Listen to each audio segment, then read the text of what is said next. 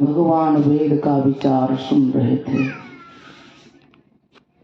इसलिए कि हम लोग वैदिक धर्म के हैं। हम लोगों का धर्म वैदिक है। जो भी धार्मिक काम हम लोगों का होता है, जन्म से मृत्यु पर्यंत सब धार्मिक काम वेद के विचार के मुताबिक होता है।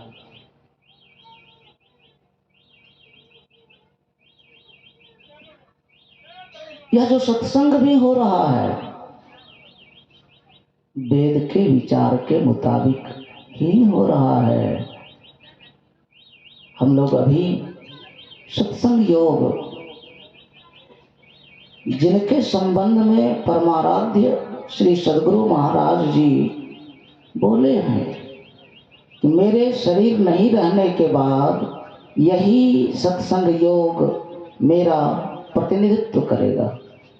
मानो गुरुदेव के प्रतिनिधि रूप ग्रंथ सत्संग योग 4 भाग में गुरुदेव ने इसे लिखा है। प्रथम भाग में और प्रथम शब्द, प्रथम भाग में प्रथम शब्द भगवान वेद का ही विचार गुरुदेव ने लिया।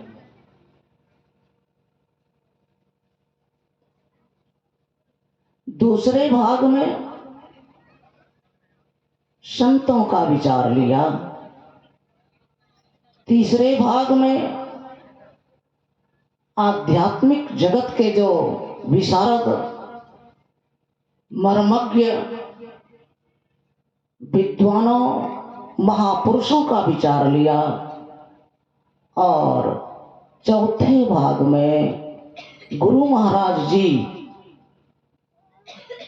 अपनी अनुभूति, अपना अनुभव विचार रखा। प्रथम भाग में प्रथम शब्द गुरुदेव ने भगवान वेद का विचार रखा। ओम युञ्जानः प्रथमं मनस्तत्त्वाय सविता धियम् अग्निर्ज्योतिर्निशाय पृथिव्या अध्याभरत। इको साउंड थोड़ा कम कीजिए। इसका सारांश भी हम लोग सुन रहे थे। भगवान वेद संसार के सभी मानवों को उपदेश करते हैं।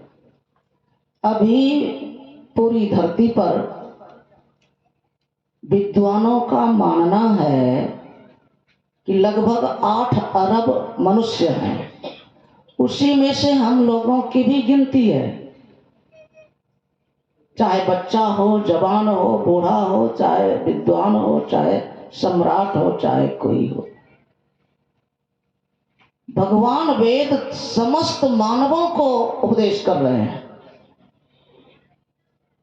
कोई उनके विचार में अंतर नहीं है, पक्षपात नहीं है, कोई भेदभाव नहीं है। सब मनुष्य भगवान और संत की नजर में उपदेश सुनने के काबिल हैं। इसलिए कि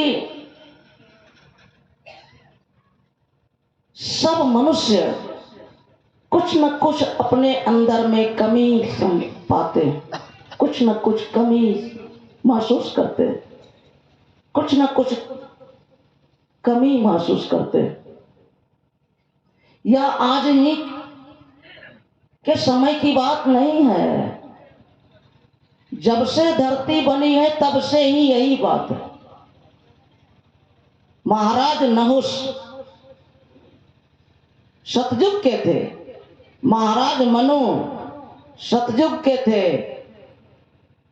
महाराज मनु समस्त धरती के अकेले सम्राट थे, अकेले मालिक। जब उनका सुपुत्र उत्तानपाद राज्य संभालने योग्य हो गए तो उनके हाथ साम्राज्य सौंप करके महाराज मनु और महारानी शत्रुपा दोनों जंगल तप करने चले गए। क्यों चले गए तप करने? कुछ भी हम आप करते हैं, अंदर में आवश्यकता महसूस होती है और अंदर में सबसे पहले कमी खटकती है, तब उसकी पूर्ति के लिए आवश्यक काम हम आप सोचते हैं और करने लगते हैं। महाराज मनु समस्त भूमंडल का अकेले सम्राट होते हुए उन्हें जरूर अंदर में कमी खटकी, तो इस कमी की पूर्ति के लिए वो तप करने के लिए दोनों महाराजा महारानी चले गए।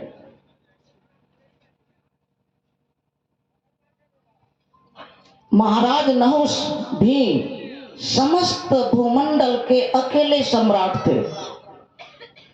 महाराज ययाति भी पूरी धरती के अकेले सम्राट थे, अकेले मालिक। लेकिन अंदर में कमी खटकी, संतुष्टि नहीं आई। इतना बड़ा साम्राज्य, समस्त संसार के स्वामी होने के बाद भी, सारी धरती की दौलत का मालिक बनने के बाद भी मन नहीं तृप्त हुआ, सुख से संतुष्टि नहीं मिली, तो ये भी दूसरा उपाय निकाले, स्वर्ग गए।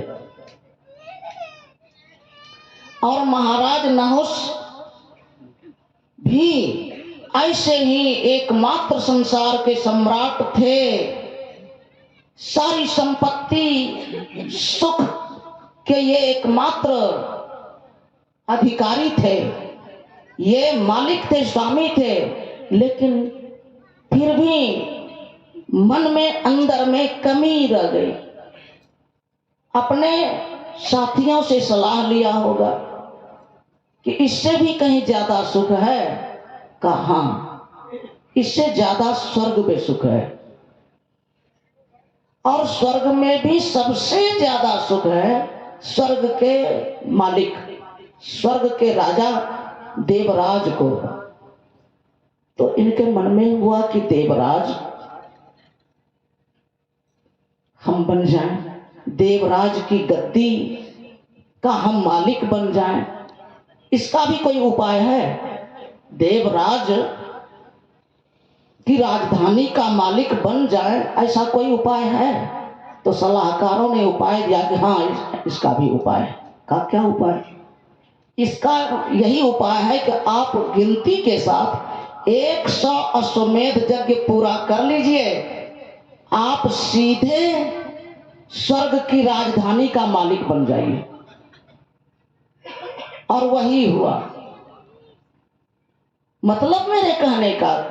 लेकिन वो भी राजधानी प्राप्त करने के बाद भी अंदर की कमी नहीं खत्म हुई, अंदर में और दूसरी कमी आ गई, जिस कमी की पूर्ति के लिए प्रयास किया, और वो प्रयास करने के क्रम में पूर्ति तो नहीं ही कर पाई, और वो मानव तक नहीं बन पाए, अजगर सांप बन गए। यही इसीलिए प्रभु को जानने की जरूरत है, इसीलिए उपदेश जानने की जरूरत है कि शरीर एक जैसा नहीं रहता, शरीर अस्थाई नहीं है, शरीर समाप्त हो जाता, आगे इसका क्या होगा जीवन। परम पूज्य संत श्री साईं साहब जी कहा करते थे, यह जो हम आपका जीवन वर्तमान का है, यह स्वप्नवत है, सपना। लेकिन इसके बाद वाला जो जीवन है वह अनंत काल का लंबा जीवन है। तो अनंत काल का लंबा जीवन जो इसके बाद वाला है, और यह भी जो जीवन है, इस जीवन में भी हम संतुष्ट हो जाए, इस जीवन में भी हम परितृप्त हो जाएं, हम शांतिमय आनंदमय जीवन बनाए जिए, इसी के लिए उपदेश की जरूरत है, क्योंकि बिना उपदेश के अंदर में शांति नहीं, अंदर में दुख कुछ न कुछ खटकते रहता। इसीलिए समस्त मनुष्यों को उपदेश की जरूरत है। भगवान वेद ने जरा सा भी पक्षपात नहीं रखा, सिर्फ मनुष्य शब्द इन्होंने कहा, हे मनुष्यों, चाहे नर हो चाहे नारी हो, जो भी मनुष्य हैं सबको उपदेश सुनने की जरूरत है। और उन्होंने सबों के लिए एक ही उपदेश कहा कि जगत प्रसव करता ईश्वर का तत्व ज्ञान प्राप्त करो। जिन्होंने संसार का निर्माण किया है, प्रसव किया है, उनका तत्व ज्ञान प्राप्त करो।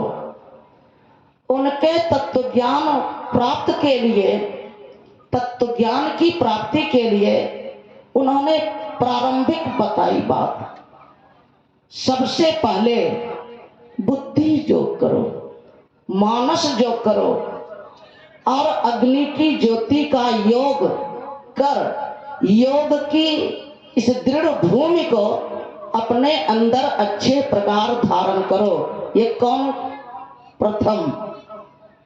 प्रथम ही अंतिम नहीं है। प्रथम शब्द कहने से मतलब है कि इसके आगे और करना पड़ेगा। भगवान वेद ने इसको मजबूत भूमि पर खड़ा करने के लिए कहा, इस मजबूत भूमि को अपने अंदर अच्छे प्रकार धारण करो। सबसे पहले मजबूत भूमि पर खड़ा रहो। प्रभु को प्रत्यक्ष रूप में जानने के लिए, महसूस करके जानने के लिए, अनुभव करके पहचानने के लिए सबसे पहले मजबूत भूमि तैयार करो। और इसी में भगवान वेद ने कहा बुद्धि योग करो।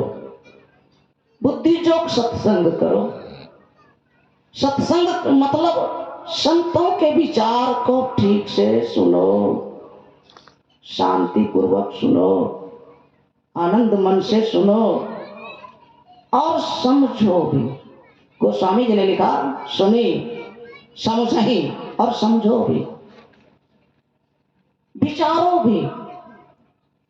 क्योंकि जो भी हम आपको प्राप्त हुआ है, भगवान बुद्ध ने कहा हमारी वर्तमान हालत हमारे विचारों का प्रतिफल है। इसकी बुनियाद हमारे विचारों पर निर्भर करता है। मतलब हमारी वर्तमान जो स्थिति है वो हमारे विचारों का प्रतिफल है।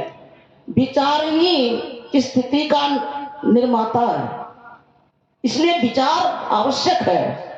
सुने और विचारें, समझें। परम पूज्य संत श्री साहिब साहब जी कहा करते थे, बिना विचारे जो करे सो पीछे पछताए, काम बिगाड़े आपनो जग में होत हसाए। जग में होत हसाए, चित्त में चैन न आवे, खान पान सन्मान राग रंग कछु न भावे। कह गिरिधर कबीराय दुख कछु टरत न टारे, खटकत रहत दिन रैन किया जो बिना विचारे। इसलिए संतों का जो वचन है, भगवंत का जो वचन है, उसे हम आप सुने, समझें और जीवन में उतारें। संतों का विचार इसलिए सुने कि त्रैलोक में एकमात्र संत ही एक ऐसे हैं, गुरु महाराज जी, जिन्होंने परम प्रभु सर्वेश्वर को प्रत्यक्ष अनुभव करके पहचाना। और प्रभु का अपना स्वभाव है। जिस तरह से सब मानव का कुछ न कुछ अपना व्यक्तिगत स्वभाव है, ठीक उसी तरह से प्रभु का भी अपना व्यक्तिगत स्वभाव है। क्या? जो प्रभु को पहचानने का प्रयास करते हैं, प्रभु की पहचान का प्रयास है ध्यान। उसी को भक्ति कहते हैं, उसी को उपासना कहते हैं। जो प्रभु की भक्ति करते हैं, मानो प्रभु का भजन करते हैं, इसी से परमात्मा की पहचान होती है। अगर सबसे गया बीता है, आपकी नजर में जो सबसे गया बीता है, लेकिन प्रभु का ध्यान करते हैं, प्रभु की भक्ति करते हैं, अब कैसा गया बीता? तो भगवान शंकर जी ने कहा मशक, मच्छर जो कष्ट देने का काम करता है, मच्छर जो सबसे बहुत छोटा प्राणी है, अगर यह भी अगर प्रभु का भजन करे तो, एक उदाहरण दिया, करेगा तो मानवीय भजन, लेकिन जो सबसे छोटा गया पीता है वो अगर प्रभु का भजन करे तो ऐसे मच्छर की तरह जो छोटा प्राणी है, परमात्मा उनको ब्रह्मा बनाते हैं। ब्रह्मा ये प्रभु का अपना व्यक्तिगत स्वभाव है। मस कहीं करई बिरंची प्रभु, रामायण कहती है, भगवान महादेव कहते हैं मच्छर को प्रभु ब्रह्मा बनाते हैं। यदि ब्रह्मा की तरह से भी मनुष्य हो जाए, ब्रह्मा भी अगर प्रभु का भजन न करे, उतना बड़ा होकर के भी अगर ध्यान न करे, उपासना न करे, भक्ति न करे, तो ऐसे ब्रह्मा को परमात्मा मच्छर से भी छोटा बनाने का काम करते हैं। यही जबरदस्त है, यही जबरदस्त है दुख की बात कि मच्छर से भी छोटा बनाने का काम प्रभु करते हैं। गुरु महाराज लिखते हैं, महर्षि में ही पदावली में देखिए, पशु पक्षी कृमि कितना छोटा होता है, जो पेट में भोजन पचाने का काम करता या दुख देने का भी काम करता। डॉक्टर उसको समझते। ब्लड में भी कीटाणु होता है, कितना छोटा होता है, जिसको देखने के लिए माइक्रोस्कोप जो सूक्ष्मदर्शी यंत्र होता है उसका इस्तेमाल करते हैं। परमात्मा की भक्ति अगर ब्रह्मा भी न करे, प्रभु को पहचानने का काम अगर ब्रह्मा भी न करे, तो प्रभु ऐसे हैं कि ब्रह्मा को मच्छर से भी छोटा बनाने का काम करते हैं। अजहि मशक्ते हीन अस विचारी तजी संशय, राम ही भजहि प्रवीण। जो बहुत बुद्धिमान है, चतुर प्राणी है, वो सब संशय छोड़ करके प्रभु को पहचानने का काम करते हैं, मनो ध्यान करते हैं, युक्ति सीख करके। यह युक्ति आज भी पूज्य बाबा बता सकते हैं, आज भी बता सकते हैं, कल भी बताएंगे। तो जो नहीं जानते हैं उनको सीखना चाहिए, उनको सीखना चाहिए कैसे प्रभु को हम पहचाने, इसका कायदा सीखना चाहिए। और प्रभु का क्या काम है, एक और मैं काम बताता हूं। प्रभु का जो निजी काम है, व्यक्तिगत उनका स्वभाव है। अभी हम आप महर्षि वाल्मीकि जी की बात सुन रहे थे।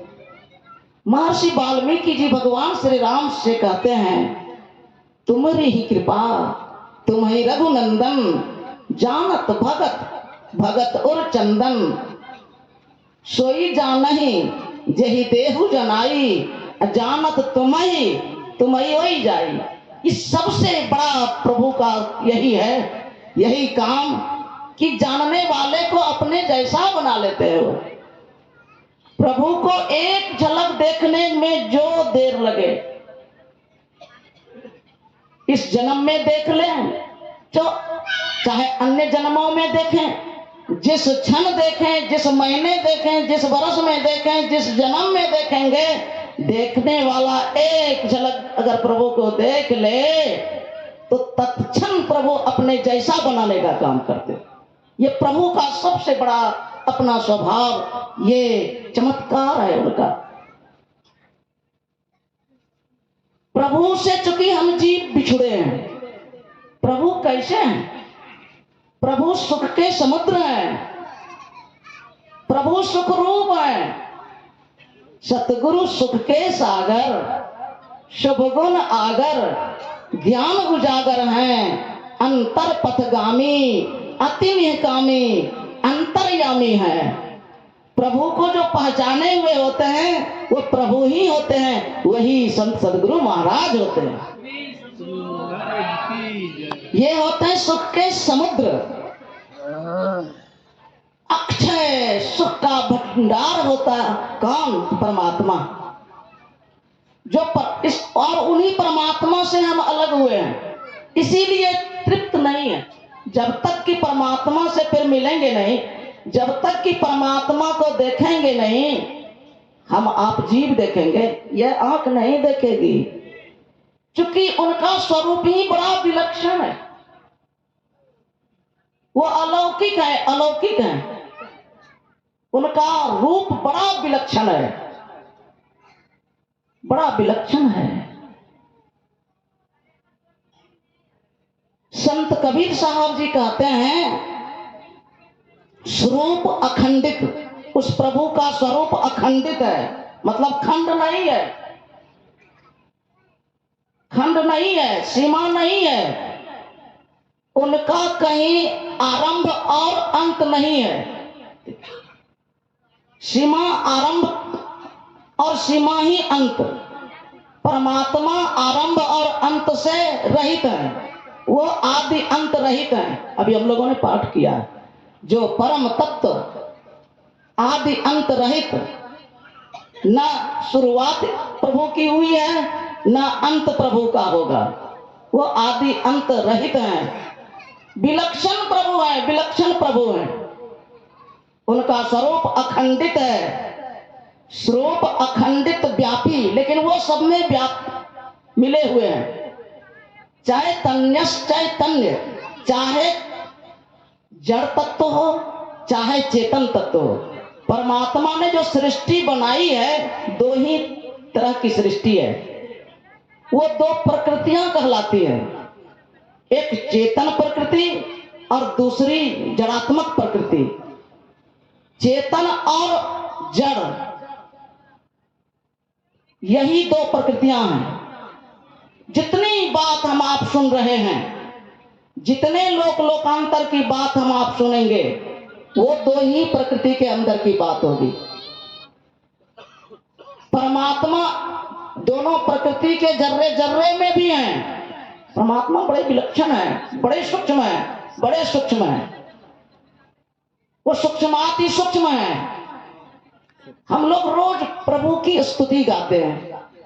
गुरु महाराज जी हम आपको सबक दे रखे हैं रोज सत्संग करना, तो हम आप सत्संग के क्रम में सबसे पहले प्रभु की स्तुति गाते हैं। सब क्षेत्र शर अपरा परा पर और अक्षर पार में, निर्गुण सगुण के पार में, सत असत हूं के पार में हम लोग गाए हैं। ये अपरा परा शब्द हम लोग अभी सुने, सब क्षेत्र क्षर अपरा परा, ये दो शब्द सुने। सब क्षेत्र मतलब सब शरीर, वो दो तरह का शरीर है, अपरा और परा। अपरा जड़ शरीर को कहते हैं, नाशवान शरीर को कहते हैं, उसी को सगुण कहते हैं। जो क्षर है, क्षर है, क्षर मतलब जिसका नाश होगा। ये दो प्रकृति में जड़ प्रकृति है, और एक प्रकृति है, एक शरीर और है अक्षर, जिसका नाश नहीं होता है, वो सत है। सत्य सोई जो बिनसई नाही, ये परमात्मा की महिमा हम लोग गा रहे थे अभी स्तुति में, परमात्मा का गुणगान कर रहे थे। हे प्रभु आप सब शरीरों में भी हैं। दो शब्द है, पार में का अभी सुन रहे थे, में का अर्थ अंदर, सबके अंदर भी हैं, और पार मतलब सबके बाहर भी हैं। प्रभु बड़े विलक्षण हैं, सबके अंदर भी हैं और सबके बाहर भी हैं, जड़ में भी हैं और जड़ के बाहर भी, चेतन में भी हैं और चेतन के बाहर भी। जड़ तत्व है अंधकार, प्रकाश और महाकारण तक का शब्द ये जड़ तत्व है। महाकारण तक का जो शब्द है वो जड़ तत्व है। प्रभु अंधकार के भी जर्रे जर्रे में, हम आप जो आंख बंद करते हैं अंधकार दिखता है, इसमें भी कण कण में प्रभु समाये हैं। रात तो पूरा अंधकार, रात तो पूरा, हमारा देश यहां भले अंधकार, लेकिन अमेरिका में प्रकाश दिन होता है, लेकिन पूरा रात तो अंधकार का समय है। तो जहां तक अंधकार है उस अंधकार के भी जर्रे जर्रे में प्रभु हैं। सब मंडल में प्रभु, अंधकार के कनकन में प्रभु, प्रकाश के कनकन में प्रभु, और शब्द के भी अंदर प्रभु हैं। और प्रभु का वास्तविक जो रूप है वो सब शब्द से भी परे है। दूसरा है चेतन। वो चेतन एकमात्र निर्गुण शब्द है। वो चेतन एकमात्र निर्गुण शब्द है जो महाकारण के बाद यह जीव महसूस करता है, वहां जीव उसका अनुभव करता है। वो चेतन शब्द है। परमात्मा निर्गुण के भी कण-कण में, निर्गुण सगुण के पार में का मतलब अंदर भी, निर्गुण में भी है। लेकिन प्रभु का जो शुद्ध स्वरूप है इसके परे जो निशब्द है, वहां जाकर आत्म शुद्ध आत्म स्वरूप जो प्रभु का है, वहां असली प्रभु का वो स्वरूप है। असली प्रभु का शुद्ध स्वरूप आत्म स्वरूप है, जहां किसी भी तरह की प्रकृति नहीं, जहां किसी भी तरह का आवरण नहीं। सत शब्द धर कर चल मिलन, आवरण सारे पार में। अभी हम लोग पाठ कर रहे थे, बड़ा गूढ़ विषय है, बड़ा गंभीर। प्रभु बात विलक्षण अलौकिक है। वो हर जगह हर समय हमेशा विद्यमान रहते हैं। वो हर समय हमेशा कार्य करते रहते हैं। यही कार्य करते हैं, हर समय हमेशा वो काम करते रहते हैं। यही काम करते हैं। जो भक्ति करते हैं बड़ा बनाने का काम, जो भक्ति नहीं करते हैं उसको छोटा बनाने का काम।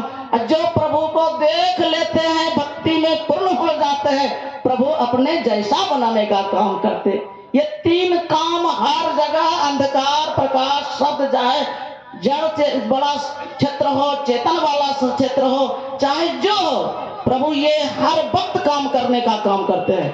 ये हर वक्त करते रहते हैं। बड़े अलौकिक प्रभु है। प्रभु अपने भक्त की रक्षा करते हैं। पूज्य बाबा संत श्री साई साहब जी बहुत प्रसंग सुनाया करते थे। प्रभु हर जगह है और हर जगह अपने भक्त की रक्षा करते हैं। पूर्णिया में जलालगढ़ एक जगह है। पूज्य बाबा कहा करते थे प्रसंगवश कभी कभी, जलालगढ़ में एक माता गुरु महाराज की भक्ति थी। वो गुरुदेव के चरणों में प्रार्थना करते हुए कहती हैं, गुरुदेव मुझे पोता होता है लेकिन बचता नहीं है। यही दुख की बात है। होता तो है लेकिन बचता नहीं है। गुरु महाराज कहते हैं जाओ, इस बार जो होगा बचेगा। समय पाकर के बच्चा जन्म लिया। अन्य बार तो कोई 10 दिन में मरता, कोई 1 दिन में मरता, कोई 15 दिन में जिंदा जन्म लेकर के मरता। इस बार जो जन्म लिया तो मरा हुआ ही जन्म। अब डॉक्टर आया, डॉक्टर ने चेक किया, कह दिया कि बिल्कुल ये मरा हुआ है, इसको फेंक दो। जब लोगों ने फेंकने का विचार किया तो वो माता कहती है नहीं नहीं, मैं फेंकने नहीं दूंगी। गुरु महाराज बोले हैं इस बार जो होगा वो बचेगा। और पूज्य बाबा कहा करते थे, गुरु महाराज के फोटो के पास बच्चे को रख करके वो प्रार्थना करती है, गुरुदेव आपका वचन है कि इस बार जो होगा बचेगा। मैं भी प्रण लेती हूँ, अगर नहीं बचा तो मैं भी सर पटक करके आपके चरणों में मर जाऊंगी। आपका वचन झूठा नहीं होता गुरुदेव। और पूज्य बाबा कहा करते थे कुछ देर के बाद वो बच्चा जिंदा हो जाता है और उस बच्चे का मुंडन पूज्य बाबा कहा करते थे कि मेरी नजर के सामने कुप्पा घाट में गुरुदेव के कर कमल के द्वारा हुआ। मेरे कहने का भाव है वो प्रभु हर जगह है, हर जगह है, हमारे अंदर भी आपके अंदर भी बड़े विलक्षण वो प्रभु हैं। और आप सुने, बोलिए श्री सद्गुरु महाराज की जय।